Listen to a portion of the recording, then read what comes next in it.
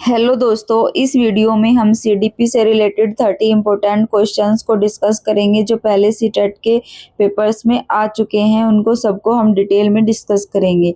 आइए शुरू करते हैं आज की वीडियो। इससे पहले मैं आपको बताना चाहती हूँ, अगर आपको वीडियो का जो कंटेंट है वो पसंद आ रहा है, चैनल की जो वीडियोस हैं वो आपने देख ली हैं और आपको कंटेंट पसंद आ रहा है तो चैनल को सब्सक्राइब जरूर करें ताकि हर जो नई वीडियो मैं अपलोड कर रही हूँ उसका सबसे पहले नोटिफिकेशन आप तक पहुँच जाए। चलिए शुरू करते हैं आज की video. At any stage the teacher should, assertion और रीजन से आया हुआ है हमारे question. At any stage the teacher should focus on what the child can't do rather than what they can do with help और support. तो teacher को इस बात पे फोकस नहीं देना चाहिए कि बच्चा क्या नहीं कर सकता, बल्कि बच्चा क्या कर सकता है इस चीज पे मेन फोकस टीचर का होना चाहिए। तो असर्शन हमारा रोंग हो जाएगा। उसके बाद रीजन है Lev Vygotsky propose that learning should include only those behaviours that the child can do independently. हमें पता ही है और ये बार बार जो लेवाइगोस्की है उनके बारे में आ भी रहा है कि जो उन्होंने स्कैफोल्डिंग का एक कंसेप्ट दिया था जिसमें उन्होंने बताया कि बच्चा जो मदद से सीखता है ना कि इंडिपेंडेंटली। तो यहाँ पे जो बोथ हमारे असर्शन और रीजन दोनों के दोनों इनकरेक्ट हो जाएंगे और ऑप्शन नंबर 3 हमारा आंसर हो जाएगा। नेक्स्ट क्वेश्चन है हमारा, which of the following statement about gifted children is correct. जहाँ पे भी गिफ्टेड चिल्ड्रन की बात आ जाती है तो हमें पता होना चाहिए कि जो उनका एकेडमिक लेवल है वो बहुत अच्छा होता है और ये बच्चे न्यू आइडियाज लेकर आते हैं। तो इस तरह के जो कंसेप्ट अगर आते हैं तो वो गिफ्टेड चिल्ड्रन के लिए होते हैं। तो आइए हम सभी ऑप्शंस को डिस्कस करते हैं। पहला जो ऑप्शन है हमारा, gifted children have superior academic, बिल्कुल सही है। Social as well as emotional skill, तो ये हमारा जरूरी नहीं होता कि जो बच्चे गिफ्टेड चिल्ड्रन होते हैं उनकी सोशल और इमोशनल स्किल भी अच्छी हो। कई बार उनको जो सोसाइटी में है उतनी एक्सेप्टेंस नहीं मिलती या क्लास में उनको क्या है बोरियत महसूस होती है, उनके जो लेवल के टास्क नहीं दिए जाते, इससे बच्चे का जो है सोशल और इमोशनल जो है डेवलपमेंट होती है, स्किल्स होती है, उस पर इफेक्ट पड़ता है। तो हमें अगर एकेडमिक के साथ जाना है तो बिल्कुल सही है, लेकिन social as well as emotional ये कंपल्सरी नहीं है। उसके बाद सेकंड ऑप्शन आ जाता है, gifted children excel in all areas of academics as well as extra curricular activities. तो ये सभी, ऑल जब शब्द आ गया तो ऑल में नहीं होगा, तो ऑल एक्स्ट्रा करिकुलर एक्टिविटीज में गिफ्टेड चिल्ड्रन अच्छे हो ये भी जरूरी नहीं है। तो हमारे पहले और दूसरा ऑप्शन दोनों कट हो जाएंगे। उसके बाद आता है, gifted children have a high degree of mental ability. हाँ बिल्कुल सही है, मेंटल एबिलिटी होती है in specific domain of knowledge. तो इसमें बताया है कि कुछ जो स्पेसिफिक होते हैं उन्हीं में होती है, विशिष्ट क्षेत्र में उच्च स्तर की मानसिकता होती है। तो ये ऐसा जरूरी नहीं है कि स्पेसिफिक डोमेन में हो। उसके बाद है option number 4, gifted children come up with novel original solution to give problems. जैसे कि मैंने जो ये क्वेश्चन स्टार्ट हुआ था तभी आपको बताया था कि जो गिफ्टेड चिल्ड्रन होते हैं उनको जो है हमें न्यू आइडियाज के साथ उनकी जो एकेडमिक मेंटल एबिलिटी होती है वो हाई होती है और जो वो न्यू आइडियाज नोवेल आइडियाज के साथ आते हैं। तो ऑप्शन में अगर हमें कहीं पे भी ये चीजें दिखती हैं तो उसी ऑप्शन के साथ हमें आंसर के साथ जाना, तो वही हमारा आंसर होगा। तो ऑप्शन नंबर 4 यहाँ पे हमारा करेक्ट हो जाएगा। प्रतिभाशाली बच्चे दी गई समस्याओं के लिए नए और मूल समाधान लेकर आते हैं। नेक्स्ट क्वेश्चन है, eight which level of Kohlberg moral reasoning children typically do not fully understand rules set down by others and society. तो जो हमने पहले की वीडियो में भी ये डिस्कस किया गया है कि कोलबर्ग ने क्या दिया था, 3 लेवल्स दिए थे। पहला तो प्री कन्वेंशनल लेवल था, उसके बाद कन्वेंशनल, फिर पोस्ट कन्वेंशनल। इसी में उन्होंने 2-2 स्टेजेस की भी बात करी है। ये सब मैंने वीडियोस में डिटेल में बताया गया है। सीटेट के जो मोस्टली टॉपिक्स हैं, इंपॉर्टेंट टॉपिक्स हैं, उनको मैंने सभी टॉपिक्स पे मोस्टली पे मैंने वीडियो बना रखी है। आपको बहुत हेल्प मिलेगी, आप सारी की सारी वीडियो को अच्छे से देखें, पूरे डिटेल में देखें, उनके नोट्स बनाएं, उनको रिवाइज करें, तो आपका सीटेट जरूर क्लियर हो जाएगा। और हर रोज़ एक प्रैक्टिस सेट भी ज़रूर करें। तो जहाँ पे हम सोसाइटी के द्वारा रूल्स सेट कर दिए जाते हैं, तो वो जो स्टेज आती है वो स्टार्टिंग में नहीं आती, प्री कन्वेंशनल में नहीं आती, वो आती है हमारी कन्वेंशनल लेवल पे।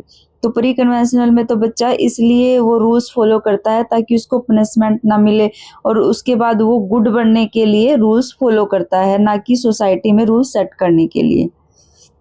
जो सोसाइटी के द्वारा रूल सेट किए जाते हैं उनको फॉलो करने के लिए नहीं, बल्कि पनिशमेंट से बचने के लिए और गुड कहलाने के लिए बच्चा मोरल जो ड्यूटीज हैं उनको फॉलो करता है। नेक्स्ट ऑप्शन है, क्वेश्चन है हमारा, what should be purpose of assessment. तो जहाँ पे भी असेसमेंट का जो पर्पज है, दो तरह की असेसमेंट होती है हमें, फॉर्मेटिव एंड समेटिव। फॉर्मेटिव में क्या होता है, इमीडिएट फीडबैक बच्चे को मिल जाता है, उसकी जो लर्निंग में जो गैप होता है उसको गैप को दूर करने के लिए उसको फीडबैक दिया जाता है फॉर्मेटिव में। और जो समेटिव होती है वो सार निकलता है, यानी कि लास्ट में होती है, साल के लास्ट में होगी, और इसमें बच्चे का जो स्टैंडर्डाइज टेस्ट होते हैं वो उस तरह के टेस्ट होंगे, और बच्चे को आगे की क्लास में इनके बेस में प्रमोट किया जाता है। तो अभी आ जाते हैं हम हमारे ऑप्शंस पे। To analyse students responses to find out what they know and understand. तो बच्चे ने क्या समझा ये एनालाइज करने के लिए हम क्या करते हैं, असेसमेंट करते हैं। तो बिल्कुल सही है। टू आइडेंटिफाई गैप्स, तो ये मैंने बताया कि जो उनकी लर्निंग में गैप्स रह जाता है, नॉलेज में गैप्स रह जाता है, उसको आइडेंटिफाई करने के लिए असेसमेंट होती है। उसके अलावा to identify effective learning activities, और जब गैप्स का पता चल जाता है तो उन गैप्स के लिए कौन सी शिक्षण गतिविधियां सही होगी वो उनको प्रभावी रूप से लागू किया जाता है। ऑप्शन नंबर है टू असाइन कंपेरेटिव मार्क्स। तो जहाँ पे कंपेरेटिव आ जाएगा, कंपटीशन आ जाएगा, इस तरह के वर्ड्स आ जाते हैं, तो उस तरह के वर्ड्स के लिए नहीं, और बच्चों को सेग्रीगेट करने के लिए या उनको लेबल करने के लिए असेसमेंट किया जाता है। इस तरीके के जहाँ पे ऑप्शन में आ जाएगा वो हमारे सारे के सारे नेगेटिव होंगे और वो हमारे इनकरेक्ट होंगे। तो ऑप्शन नंबर 1, 2, 3 तीनों करेक्ट हो जाएंगे और नंबर 4 हमारा रॉन्ग हो जाएगा। तो ऑप्शन नंबर 3 यहाँ पे आंसर हो जाएगा। नेक्स्ट क्वेश्चन है हमारा, अकॉर्डिंग टू लेव Vygotsky theory what is meant by term scaffolding. जो पियाजे और वाइगोस्की है इनके बारे में ज़्यादा से ज़्यादा सीटेट में पूछा गया है, और इनके ऊपर जो स्पेसिफिक मैंने पियाजे वर्सेस वाइगोस्की एक वीडियो बना रखी है, आप उस वीडियो को ज़रूर देखें, क्योंकि उसमें मैंने पियाजे और वाइगोस्की से रिलेटेड सारे इंपॉर्टेंट कंसेप्ट डिस्कस किए हुए हैं और आपको बहुत ही ज़्यादा हेल्प मिलेगी उस वीडियो से। ऑप्शन नंबर पे है हमारा, ए resource material that adds in better recall of concept. तो रटिफिकेशन पे तो होगा ही नहीं, हमें स्कैफोल्डिंग आते ही एक वर्ड याद रखना है, हेल्प। स्कैफोल्डिंग का मतलब होता है हेल्प, कि बच्चे को हेल्प दी जाती है।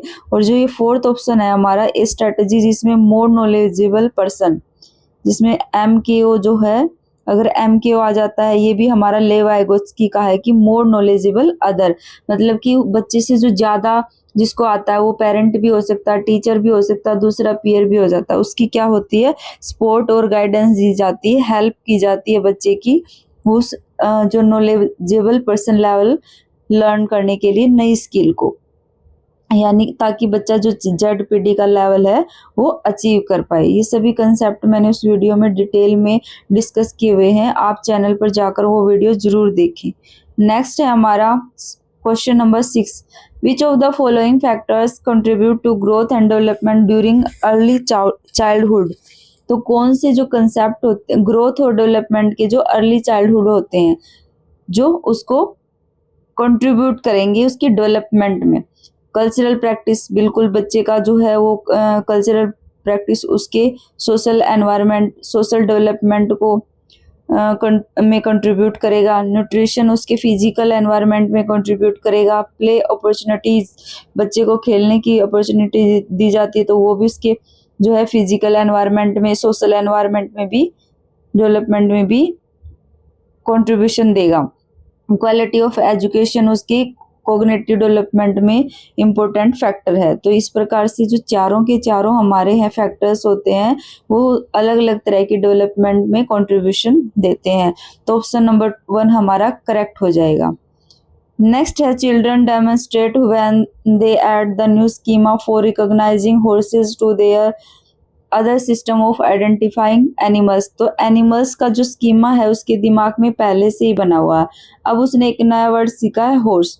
तो जहाँ पे भी फिट करने की बात आ जाए, नई नॉलेज को पुरानी नॉलेज के अंदर फिट करने की बात आ जाए, तो वो एसिमुलेशन आ जाएगा। ये मैंने पहले भी आपको बता रखा है कि एसिमुलेशन का मतलब ही ये होता है कि फिट करना, फिक्स करना न्यू नॉलेज को पुरानी नॉलेज के अंदर। उसने कोई चेंज नहीं करा, उसके अंदर फिट करी है। जब वो चेंज करता है तब वो अकोमोडेशन आएगा, कि वो जो पुराने वाली नॉलेज है उसको नई नॉलेज के साथ चेंज कर देगा, रिप्लेस कर देगा। तो अकोमोडेशन तब आएगा। यहाँ पे हमारा आंसर आएगा एसिमुलेशन। उसके बाद मेटाकॉग्निशन क्या होता है, अपने हमने जो सीखा है उसके बारे में सोच विचार करना। स्कैफोल्डिंग क्या होता है, ये तो हेल्प ही होता है, मैंने अभी भी बताया था। ये जो स्कैफोल्डिंग का है ये तो लेव वाइगोत्स्की से रिलेटेड है, और जो ये दोनों कॉन्सेप्ट हमारे पियाजे से रिलेटेड है। उसके बाद है Lev Vygotsky theory has been criticised for. तो लेव वाइगोत्स्की की थ्योरी के बारे में हमें पहले देखो, बार बार यही क्वेश्चन आ रहे हैं, लेव वाइगोत्स्की, पियाजे, तो इसलिए वो वीडियो जरूर देखें आप जाके। लेव वाइगोत्स्की में क्या है कि उन्होंने थ्योरी का क्या नाम है, सोशियो कल्चरल थ्योरी। तो उन्होंने सोशल और कल्चरल फैक्टर पे बहुत ज़्यादा इंपॉर्टेंस दी है, और इसी से हमें यह पता भी चल रहा है कि उन्होंने जो जेनेटिक फैक्टर होते हैं उनको इग्नोर करा है। तो जहाँ पे भी जेनेटिक फैक्टर का ऑप्शन आएगा वही हमारा करेक्ट हो जाएगा। तो ऑप्शन नंबर 4 है overlooking the role of genetic and biology. तो उन्होंने सोशल एनवायरनमेंट, कल्चरल एनवायरनमेंट, आसपास के एनवायरनमेंट पर ज़्यादा फोकस दिया है, जेनेटिक एनवायरनमेंट को बिल्कुल ओवरलुक कर दिया, अनदेखा कर दिया है। तो ऑप्शन नंबर 4 ये हमारा करेक्ट हो जाएगा। नेक्स्ट है हमारा question number 9, growth of the body and brain sensory capabilities motor skills are part of. तो जहाँ पे भी ग्रोथ की बात आ जाए तो वो हमारा फिजिकल डेवलपमेंट से रिलेटेड होता है, जो कि एक टाइम के बाद जो ग्रोथ होती है वो रुक जाती है। तो यहाँ पे फिजिकल डेवलपमेंट। मोटर स्किल क्या होती है, जो हमारे मूवमेंट होती है उससे रिलेटेड होता है, कि हम एक जगह से दूसरी जगह होते हैं, हाथों की मूवमेंट करते हैं, तो वो हमारी मोटर स्किल्स में आता है। उसके बाद है हमारा the processes of problem solving are hindered by. तो जो प्रॉब्लम सॉल्विंग की जो प्रोसेस होती है उसमें बाधा कौन डालता है।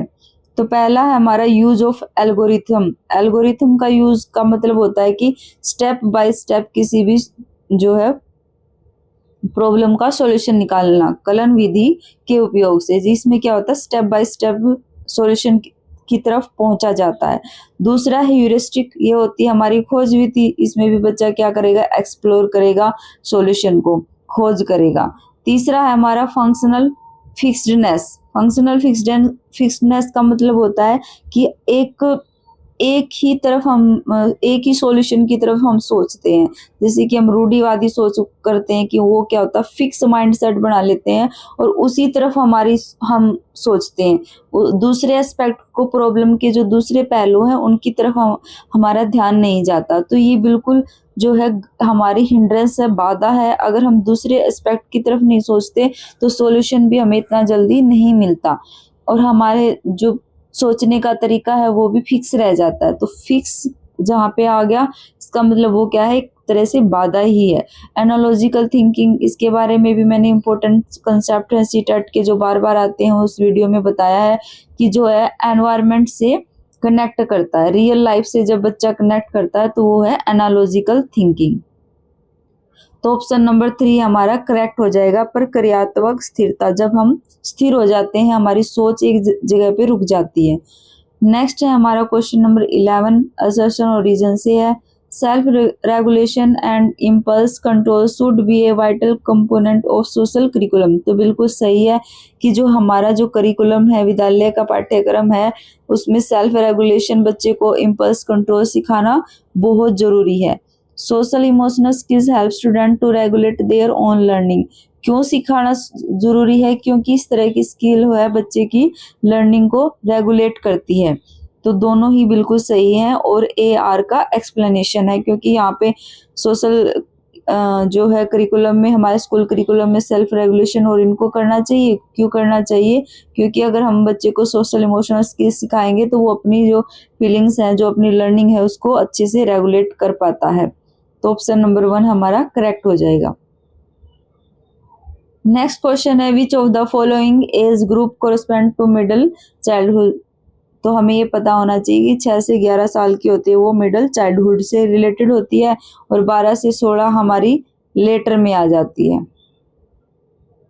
ये वर्ड 2 ईयर्स ही हमारी इन्फेंसी होती है जिसे हम शैशवास अवस्था भी कहते हैं और 3 to 5 ईयर्स होती है प्री स्कूल स्टेज होती है जो कि हम प्री चाइल्डहुड भी कह सकते हैं, पूर्व बाल्य अवस्था 3 से 5, और जो बाल्य अवस्था होती है मध्य वो 6 से 11, और जो लेटर बाद वाली होती है 12 से 16, और बर्थ से 2 ईयर तक हमारी शैशवावस्था होती है इन्फेंसी। तो ऑप्शन नंबर 1 हमारा करेक्ट हो जाएगा। नेक्स्ट क्वेश्चन भी हमारा असर्शन और रीजन से आया है, to ensure assessment for learning. तो यहाँ पर एक वर्ड आया है ये असेसमेंट फॉर लर्निंग। तो जब भी असेसमेंट फॉर लर्निंग की बात होती है तो हमें पता होना चाहिए कि असेसमेंट फॉर लर्निंग जो है वो ड्यूरिंग टू क्लास होती है। जब टीचर पढ़ा रहा होता है तो साथ ही साथ में असेसमेंट जो करता है उसको हम बोलते हैं assessment for learning. For learning का मतलब बच्चा जो सीख रहा है उसके लिए असेसमेंट हो रही है, ताकि अभी जो उसके अंदर लर्निंग गैप आ रहा है अभी उसको इमीडिएटली करेक्ट कर दिया जाए, उसको दूर कर दिया जाए। Teachers made task should be included for providing feedback. तो बिल्कुल सही है, जो असेसमेंट फॉर लर्निंग में क्या होता है कि टीचर फीडबैक देता है ताकि बच्चे की लर्निंग को इम्प्रूव किया जाए, बल्कि स्टैंडर्डाइज आउटकम नहीं होते, ये हमारे समेटिव लर्निंग में होते हैं और जिसे हम असेसमेंट ऑफ लर्निंग भी कहते हैं। ऑफ लर्निंग मतलब सीखने का आंकलन आ गया तो वो लास्ट में होगा। सीखने के लिए आंकलन होगा तो वो होगा ड्यूरिंग लेक्चर। क्यों सीखने के लिए आंकलन हो रहा है? ताकि बच्चे के अंदर जो है सीखना रुके ना, और उसके अंदर जो गैप आया है सीखने के अंदर वो उसको दूर किए जा सके। सीखने का आंकलन जो लास्ट में होता है कि बच्चे ने क्या सीखा, और उसके वो क्या होते हैं स्टैंडर्डाइज टेस्ट बनाए जाते हैं, मानकीकृत परिणाम प्रदर्शन किए जाते हैं और बच्चे को अगली क्लास में प्रमोट किया जाता है। तो जो स्टैंडर्डाइज टेस्ट होते हैं वो किसके साथ होते हैं? असेसमेंट ऑफ लर्निंग के साथ कनेक्ट होते हैं, ना कि असेसमेंट फॉर लर्निंग के। तो दोनों ही हमारे असर्शन और रीजन बिल्कुल सही हैं। तो हमें जो ये इसके ऊपर मैंने एक सोर्स बना रखा है जिसमें असेसमेंट ऑफ लर्निंग और असेसमेंट फॉर लर्निंग दोनों की बात करी है। फॉर लर्निंग क्या होता है? क्लास में होता है, और असेसमेंट ऑफ लर्निंग क्या होता है? लास्ट में होता है, बिल्कुल साल के लास्ट में, जिसमें स्टैंडर्डाइज टेस्ट बनाए जाते हैं। बच्चे को अगली क्लास में प्रमोट करना या नहीं करना वो बेसिस होता है। और लेकिन फॉर लर्निंग में क्या है? बच्चे ने सीखा या ना सीखा उसको देखने के लिए assessment of learning during classroom किया जाता है। नेक्स्ट क्वेश्चन है हमारा 14 असर्शन और रीजन से ही है। Children's development is direct result of unfolding genetic codes.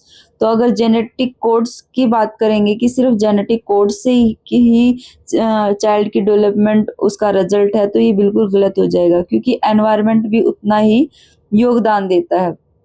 उसके बाद होता है childhood is a natural biological stage of development. तो ये बिल्कुल सही है कि जो चाइल्डहुड होती है वो क्या होती है? प्राकृतिक जैविक चरण होती है, जिसे हम फिजिकल डेवलपमेंट के स्टेजेस भी बोलते हैं। तो ए हमारा इनकरेक्ट हो जाएगा और आर करेक्ट हो जाएगा, लेकिन यहाँ पे A is true R is false दिया हुआ है जो कि गलत है। ए हमारा ट्रू होना चाहिए और आर फॉल्स होना चाहिए। नेक्स्ट है हमारा question number 15, given below are two statements. इस क्वेश्चन के बारे में 14 क्वेश्चन के बारे में आपको क्या लग रहा है? आप भी कमेंट में नीचे अपना सजेशन दे सकते हैं कि इसमें क्या होना चाहिए। नेक्स्ट क्वेश्चन है हमारा question number 15, given below are two statements, one mark as assertion और रीजन दिया हुआ है। Teacher should not associate learning with strict discipline. तो बिल्कुल सही है कि टीचर को स्ट्रिक्ट डिसिप्लिन नहीं दिखाना चाहिए, सख्त अनुशासन से नहीं जोड़ना चाहिए। Early childhood is a sensitive period for the development of language. तो बिल्कुल सही है, अर्ली चाइल्डहुड में मैंने अभी बताया था कि 3 से 6 साल की होती है, और यही ऐसी स्टेज होती है जिसमें बच्चे को अगर ज़्यादा से ज़्यादा बच्चे को मौका दिया जाए, अपॉर्चुनिटी दी जाए, तो उसकी लैंग्वेज डेवलपमेंट का एक सेंसिटिव पीरियड ये होता है अर्ली चाइल्डहुड 3 से 6 साल का। तो हमारा जो बोथ ए और आर है वो ट्रू हो जाएगा, लेकिन दोनों अलग अलग कंसेप्ट हैं, इसलिए R is not the correct explanation of A. Question number 16 है learn patterns of culturally approved masculine and feminine behaviours are referred as gender roles. तो जो स्त्रीलिंग और पुल्लिंग के जो व्यवहार के पैटर्न दिए गए हैं उन्हें हम जेंडर भूमिका कहा जाता है। जब उनको फिक्स रोल दे दिए जाते हैं कि लड़के बाहर का काम करेंगे, लड़कियां अंदर का काम करेंगी, तो उसको हम जेंडर रूढ़िवादिता कहेंगे। लेकिन यहाँ पे सिर्फ ये नहीं बताया गया कि किस तरह का रोल दिया गया, बस ये बताया गया कि कल्चरली अप्रूव्ड जो भूमिका जो पैटर्न बनाए गए हैं उन्हें कहते हैं हम जेंडर भूमिका या जेंडर रोल्स। क्वेश्चन नंबर 17 है how should a teacher deal with students who are distracted in her class. Class में बच्चा डिस्ट्रैक्ट है तो उसको कैसे हमें हैंडल करना है। ऑप्शन नंबर 1 है offer material rewards for every class that they are attentive. तो ये पॉसिबल नहीं है कि एवरी क्लास के बाद बच्चे को रिवार्ड दिया जाए, सीवियर पनिशमेंट भी नहीं देनी है। Call the parents and threaten to give serious, ये भी नहीं करना हमें। तो ऑप्शन नंबर 4 ही बचा, तो इसलिए हमें बच्चे को उनको प्रबंधनीय समूह में विभाजित करके उन्हें सहयोगात्मक रूप में सीखने के मौके देने चाहिए, यानी कि कोऑपरेटिव लर्निंग को प्रमोट करना चाहिए, पीयर लर्निंग बच्चे की करनी चाहिए।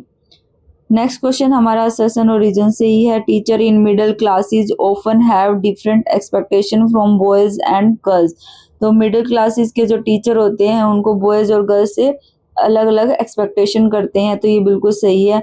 Beliefs about sex differences inform stereotypes which often leads to just to labels boys and girls, और दो तरह के उनको लेबल दिए जाते हैं बॉयज और गर्ल्स के रूप में। तो लैंगिक मतभेद जो किए जाते हैं रूढ़िवादिता के बेस पर, तो उसमें लड़के और लड़कियों को वर्गीकृत कर दिया जाता है, उनको अलग अलग रोल दिए जाते हैं। तो दोनों ही हमारे बिल्कुल सही है और दोनों ही सेम टॉपिक से हैं, तो इसलिए दोनों ए आर की व्याख्या भी करता है। तो ऑप्शन नंबर 4 यहाँ हमारा करेक्ट हो जाएगा। नेक्स्ट क्वेश्चन है given below are two statements 1 mark assertion और रीजन से ही है। Inclusion incorporates acceptance of differences and ensuring that all forms of exclusion are removed। तो बिल्कुल सही है कि समावेशी शिक्षा का मतलब यही है कि हर तरह के एक्सक्लूजन को रिमूव कर दिया जाए, तो बहिष्करण को हटा दिया जाए, यही हमारा समावेशन का मेन उद्देश्य है। Diversity should be valued rather than looking at as an obstacle. तो जो विभिन्नता होती है, हमारी क्लास की विविधता होती है, उसको एक महत्वपूर्ण मानना चाहिए, ना कि बाधा के रूप में देखना चाहिए। तो बहुत हमारे करेक्ट हो जाएंगे और ऑप्शन नंबर 2 हमारा आंसर हो जाएगा। नेक्स्ट क्वेश्चन है हमारा in order to nurture critical thinking. तो अगर हमारी गिफ्टेड स्टूडेंट क्रिटिकल थिंकिंग इस तरह की बातें आती है, तो हमें यही बात याद रखनी है कि जो नोवेल आइडियाज होता है इस तरह के बच्चे लेकर आते हैं, और वो बच्चे प्रॉब्लम को एक यूनिक तरीके से सीखते हैं या देखते हैं, अपनी जो नॉलेज होती है वो खुद से कंस्ट्रक्ट करना चाहते हैं। इस तरह के बच्चे खुद नॉलेज कंस्ट्रक्ट करते हैं अपनी, और उनका जो एकेडमिक लेवल है वो भी अच्छा होता है। तो ये 2-3 चीजें हैं इन बच्चों के बारे में जो हमें याद रखनी है कि वो नए नए विचार लेकर आएंगे, वो अपनी नॉलेज खुद से कंस्ट्रक्ट करेंगे, और उनका जो एकेडमिक लेवल है वो भी अच्छा होगा। तो 2-3 चीजें हमें याद रखनी है जब क्रिटिकल थिंकिंग या गिफ्टेड स्टूडेंट्स के बारे में बात आती है। अब आते हैं हम ऑप्शंस पे। Logical reasoning and analysis. तो बिल्कुल सही है कि इस तरह के बच्चे लॉजिकल रीजनिंग करेंगे, प्रॉब्लम को क्या है एनालाइज करेंगे पूरी तरीके से। दूसरा ऑप्शन है मियर रिट्रीवल ऑफ प्रीवियसली लर्न। तो बिल्कुल रटिफिकेशन नहीं होता, वो बिल्कुल पुराने जो कंसेप्ट होते हैं उनको रिपीट नहीं करते, वो तो नए आइडियाज लेकर आते हैं। तो रिट्रीवल नहीं होता, पहले सीखी हुई अवधारणाओं को केवल पुनः प्राप्ति की मांग करेंगे नहीं, ना ही वो रटने और रटने की मांग करेंगे। वो तो सिंथेसाइज करेंगे, इवैल्यूएशन करेंगे, इंफॉर्मेशन को एनालाइज करेंगे, लॉजिकल रीजनिंग करेंगे। इस तरह की थिंकिंग को हम क्रिटिकल थिंकिंग कहते हैं। तो ऑप्शन नंबर 1 और 4 है हमारे करेक्ट हो जाएंगे और इसलिए ऑप्शन नंबर 3 हमारा आंसर होगा। नेक्स्ट है हमारा अकॉर्डिंग टू जीन पियाजे intelligence is the ability to make changes in the basic building blocks for learning. तो जो basic building blocks for learning है वो डेफिनेशन है हमारी स्कीमा की। तो किसी भी नॉलेज के बारे में बच्चा जो बेसिक कंसेप्ट अपने दिमाग में बनाता है, उसकी जो फाउंडेशन बनाता है, उसको हम स्कीमा कहते हैं। जो मानसिक संरचनाएं जिसे हम बोलते हैं, तो उसे हम स्कीमा कहते हैं। उसके अलावा जब अदर ऑप्शन की बात करें तो कंसेप्ट क्या होता है? कंसेप्ट तो क्या होता है? चीजों को कैटेगराइज करना। अगर किसी भी नॉलेज को कैटेगराइज करना, जैसे बच्चे को कोई ये पता है, एनिमल का कंसेप्ट पता चलता है, तो वो एनिमल्स को एक कैटेगरी में रख लेता है कि इनके 4 टांगे होती हैं और इनकी एक पूंछ होती है। तो इस तरह के जो है एनिमल्स होते हैं। तो कंसेप्ट होता है किसी भी पर्टिकुलर नॉलेज को एक कैटेगरी के अंदर डाल देना। कॉग्निटिव मैप्स है जो वो टोलमैन का कंसेप्ट है। यहाँ पे जीन पियाजे की बात हुई है, तो जीन पियाजे का कंसेप्ट ये नहीं है, ये है टोलमैन का। और कॉग्निटिव मैप्स का मतलब ये भी यही होता है कि मेंटल रिप्रेजेंटेशन, किसी भी अगर बच्चे ने कोई भी नॉलेज गेन की है, ऑब्जर्वेशन किया है, तो उसके दिमाग के अंदर जो वो संरचनाएं बनाता है वो होता है कॉग्निटिव मैप्स। एसोसिएशन हमें पता ही है, जिसे हम संबंधवाद भी कहते हैं। ये बिहेवियरिज्म से रिलेटेड कंसेप्ट है जो व्यवहारवादी हैं, जैसे पैवलो, स्किनर है, वो कनेक्शनिज्म या थॉर्नडाइक है, उन्होंने इस शब्द का यूज किया था कि वो चीजों को संबंध करके बच्चे सीखते हैं। नेक्स्ट है हमारा 22 अ कंस्ट्रक्टिविस्ट क्लासरूम इम्प्लाइज। तो बच्चे क्या करेंगे? वो नई कंस्ट्रक्टिविस्ट में तो क्या करेंगे? बच्चे खुद से नॉलेज कंस्ट्रक्ट करेंगे। तो क्लासरूम कौन सा होगा जिसमें हम रचनावादी कक्षा का तात्पर्य देंगे? ज्ञान के पुनरुत्पादन पर ध्यान देना तो बिल्कुल नहीं। तो बच्चे तो नया ज्ञान कंस्ट्रक्ट करेंगे, तो पुनरुत्पादन तो नहीं होगा, रिप्रोडक्शन ऑफ नॉलेज नहीं होगा। सीखने को एक निष्क्रिय बिल्कुल भी नहीं। कंस्ट्रक्टिविस्ट तो क्या बोलते हैं कि बच्चा खुद से नॉलेज क्रिएट करेगा। खुद से नॉलेज तो तभी क्रिएट करेगा जब बच्चा एक्टिव होगा। उसके बाद है कई शैक्षणिक रणनीतियों को अपनाना। हाँ, तो ये सही हो जाएगा हमारा। एक प्रशिक्षक के रूप में शिक्षक की भूमिका पर जोर देना। तो इंस्ट्रक्टर पे नहीं, टीचर तो वहां पे फैसिलिटेटर का काम करता है, ना कि इंस्ट्रक्टर का काम करता है। निर्देश देने का काम नहीं करता, वो तो फैसिलिटेटर का काम करता है कंस्ट्रक्टिविस्ट क्लासरूम के अंदर। तो ऑप्शन नंबर 3 ही हमारा बचा। तो ऑप्शन नंबर 3 हमारा करेक्ट हो जाएगा कि अलग अलग तरीके की रणनीतियां टीचर द्वारा अपनाई जाती है ताकि बच्चे को अपॉर्चुनिटी मिले नॉलेज कंस्ट्रक्ट करने की। नेक्स्ट क्वेश्चन है हमारा डिसलेक्सिया। डिसलेक्सिया में क्या होगा कि रीडिंग से रिलेटेड क्या होती है? डिसऑर्डर होता है। डिस्ग्राफिया हमारा राइटिंग से रिलेटेड होता है। तो राइटिंग से रिलेटेड हमारा डिस्ग्राफिया होता है। मोटर डिसऑर्डर हम काइनेस्थेटिक होता है। जो ये वर्ड आता है काइनेस्थेटिक, तो इसका मतलब उसमें क्या होता है? बच्चे में मोटर डिसऑर्डर होता है, बच्चे को मूवमेंट करने में दिक्कत आती है एक जगह से दूसरी जगह पर। तो ऑप्शन नंबर 2 हमारा करेक्ट हो जाएगा। नेक्स्ट हमारा सेशन और रीजन से ही है। Effective teaching involves representing information to students in an organised manner and provide opportunities for discussion. तो बिल्कुल सही है कि इफेक्टिव टीचिंग वही होगी जब बच्चे को इन्वॉल्व किया जाता है डिस्कशन के अंदर, उसको अपॉर्चुनिटी दी जाती है। संगठित तरीके से जानकारी प्रस्तुत करना, और जानकारी को क्या, इन्फॉर्मेशन को क्या है, ऑर्गेनाइज्ड मैनर में प्रस्तुत किया जाएगा, ना कि तोड़ मरोड़ के, या कोई जो इन्फॉर्मेशन पहले देनी है वो बाद में दे दी, जो बाद में देनी थी वो पहले दे ली। इस तरीके से नहीं, बल्कि ऑर्गेनाइज्ड मैनर में इन्फॉर्मेशन दी जाती है। Learning is a primarily a process of memorisation. तो ये तो बिल्कुल गलत हो जाएगा। लर्निंग क्या है? मेमोराइजेशन नहीं है। तो A is true and R is false. तो ऑप्शन नंबर 3 हमारा करेक्ट हो जाएगा। 25 है हमारा। Which of the following is an effective teaching strategy for children with attention deficit hyper activity disorder, जिसे हम ADHD ADHD भी कहते हैं। तो जहाँ पे भी ये नाम आ जाए तो ये याद रखना है कि ये बच्चे एक जगह पे फोकस नहीं रख पाते ज़्यादा टाइम तक, और ये इधर-उधर इनको घूमना पसंद है। अगर एक जगह पर इनको बैठने के लिए ज़्यादा देर तक बोल दिया जाए तो ये नहीं बैठ पाते हैं। तो इनका जो फोकस की प्रॉब्लम होती है इन बच्चों को। ऑप्शन को डिस्कस करते हैं हम। लंबे और बिना रुके व्याख्यान करना, तो ये तो बिल्कुल बोरिंग हो जाएगा बच्चे के लिए, क्योंकि फोकस ही इनका मेन प्रॉब्लम होती है और लेक्चर तो बिल्कुल बोर कर देगा। निरंतर महत्वपूर्ण मौखिक प्रतिक्रिया प्रदान करना, क्रिटिकल वर्बल फीडबैक कांस्टेंट देते रहना।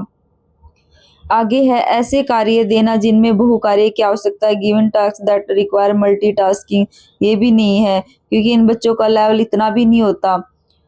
क्रिटिकल वर्बल फीडबैक भी इन बच्चों को इतना ज़्यादा इफेक्ट नहीं डालेगा इनकी लर्निंग पे। उसके बाद है विजुअल एड्स, तो यही एक तरीका है जिससे बच्चे को अगर हम कुछ वीडियो दिखाएंगे तो बच्चा थोड़ा बहुत फोकस उसका उन वीडियो के ऊपर होगा। सिर्फ वर्बली बोलते रहेंगे या उनको टास्क देते रहेंगे या फिर लेक्चर देते रहेंगे तो ये चीज़ें उन बच्चों को एक जगह पे फोकस करने के लिए हेल्पफुल नहीं होंगी। हेल्पफुल होंगी उनकी विजुअल एड्स और हैंड्स ऑन एक्टिविटी जो उनको बिजी रखेंगे। तो ऑप्शन नंबर 4 ये हमारा करेक्ट हो जाएगा। अर्ली सिम्टम, क्वेश्चन नंबर 26 है early symptoms of cerebral palsy. तो सेरेब्रल पाल्सी में क्या होता है कि जो बच्चे का माइंड होता है वो एक साइड से डैमेज हुआ होता है। तो बच्चे को किस तरह की प्रॉब्लम इसमें आती है, तो वो क्या होता है बॉडी की जो पोस्चर होती है उसमें अच्छे से वो बैठ नहीं पाता। बच्चे की जो मूवमेंट होती है वो करने में उसको दिक्कत आती है, बॉडी पोस्चर बनाने में दिक्कत आती है। अगर इस तरह के ऑप्शंस में आते हैं तो ये भी हमारे जो है सेरेब्रल पाल्सी वाले बच्चे के अंदर दिक्कत होती है, जिसे हम मस्तिष्क घात भी कहते हैं। बच्चे का जो जो माइंड होता है वो डैमेज हुआ होता है। तो fine motor and gross motor skills होती हैं, तो हमें ये भी पता होना चाहिए कि fine and gross motor skills क्या होती हैं। जब बच्चे पूरे हाथ का यूज करते हैं तो उसे हम ग्रोस मोटर स्किल कहते हैं, स्थूल गति कौशल कहते हैं। और जब सूक्ष्म मतलब छोटा फाइन मोटर स्किल जब बच्चा फिंगर्स का यूज करता है तो उसको क्या करते हैं फाइन मोटर स्किल्स कहते हैं। फाइन मतलब पतला पतला यानी कि फिंगर्स, और जो ग्रोस होता है मतलब सारा का सारा यानी कि हाथ यूज करेंगे पूरा का पूरा। इनको बच्चों को इस तरह की जो मूवमेंट से रिलेटेड जैसे हाथ की मूवमेंट, पैर की मूवमेंट, बॉडी की मूवमेंट, इस तरह की दिक्कत इन बच्चों को आती है। तो ऑप्शन नंबर 2 हमारा करेक्ट हो जाएगा। क्वेश्चन नंबर 27 है डेवलपमेंट ऑफ चिल्ड्रन इज। तो यहाँ पे प्रिंसिपल्स और जो प्रिंसिपल्स ऑफ डेवलपमेंट हम करते हैं उसमें ये सारी के सारे प्रिंसिपल्स की बात होती है कि एक्यूरेटली प्रेडिक्टेबल स्टेजेस होते हैं कि बच्चे की पहले इन्फेंसी होगी, फिर उसके बाद अर्ली चाइल्डहुड आएगा, फिर मिडिल चाइल्डहुड, फिर लेटर चाइल्डहुड आएगा। लेकिन उनको एक्यूरेटली प्रेडिक्ट नहीं कर सकते कि बच्चे को कितना टाइम उस लेवल का जो मतलब मान लिया अर्ली चाइल्डहुड में बच्चा है तो उसको जो उसकी कोग्निटिव डेवलपमेंट है उसको बच्चा उसी लेवल के बच्चों के अकॉर्डिंग कितना जल्दी उसको अचीव करेगा, या उसको ज़्यादा टाइम लगेगा कम टाइम लगेगा। इस तरीके से हम उसको प्रेडिक्ट नहीं कर सकते। वो बच्चे की जेनेटिक और उसके जो एनवायरनमेंट पे और हेरिडिटी पे डिपेंड करता है। आगे है डिसऑर्डरली एंड इरेटिक, ये तो है ही नहीं क्योंकि हमने पढ़ा है कि एक सिफेलोकॉर्डल होता है जिसमें बच्चे का सिर से पैर की तरफ विकास होता है क्योंकि ये ऑर्डर में होता है, और दूसरा हमारा प्रोक्सिमोडिस्टल होता है जो कि अंदर से बाहर की तरफ होता है, सेंटर से आउटसाइड की तरफ होता है। तो इस तरह से हमारा जो डेवलपमेंट होता है वो ऑर्डर में होता है, डिसऑर्डर नहीं होता। सिंपल यूनिटरी प्रोसेस, तो ये सिंपल प्रोसेस नहीं होती, एक तरीके से कॉम्प्लेक्स प्रोसेस होती है। हमें याद रखना है कि डेवलपमेंट ऑफ प्रिंसिपल्स जो डेवलपमेंट होती है वो एक कॉम्प्लेक्स प्रोसेस होती है, ना कि सिंपल।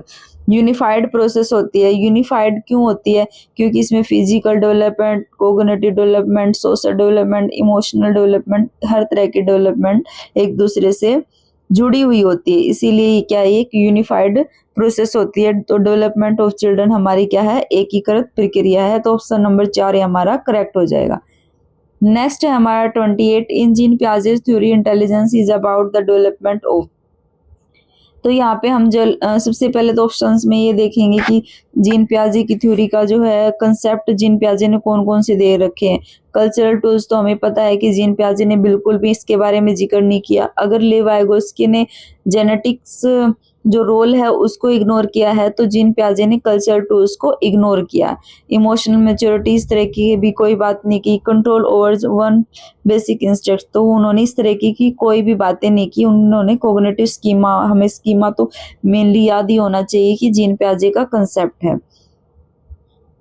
तो ऑप्शन नंबर 4 है हमारा संज्ञानात्मक स्कीमा सही हो जाएगा। विच of the following order of presenting the concepts favours effective learning, तो इफेक्टिव लर्निंग को कौन कौन से, तो ये जो मैक्सिम्स ऑफ टीचिंग हम इनको बोलते हैं। इफेक्टिव लर्निंग के कंसेप्ट्स बोल लो या मैक्सिम्स ऑफ टीचिंग बोल लो। आज ही मैंने इससे रिलेटेड शॉर्ट्स चैनल पर डाला है, आप उसको जाकर जरूर देखें। उसमें सभी जो इफेक्टिव लर्निंग को फेवर करने वाले कंसेप्ट हैं, जिसे हम मैक्सिम्स ऑफ टीचिंग भी कहते हैं, डिस्कस किया गया।